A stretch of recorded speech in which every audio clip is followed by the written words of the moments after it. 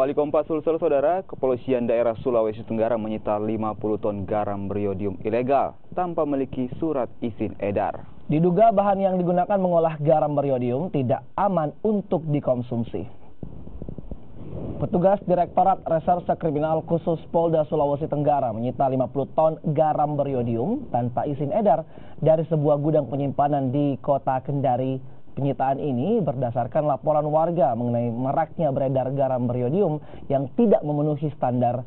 Diduga garam beriodium ini diolah tidak sesuai dengan standar nasional Indonesia.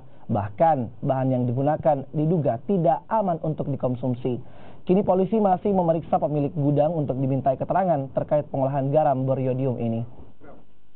Sementara sebagian garam beriodium ini telah diedarkan ke wilayah Kota Kendari sejak 3 bulan lalu. Dari Balai POM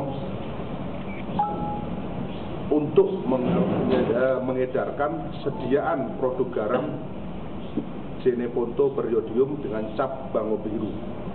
Jadi boleh dikatakan bahwa produk garam tersebut tidak terdaftar, baik didaftar di Balai POM maupun di Dinas Kesehatan.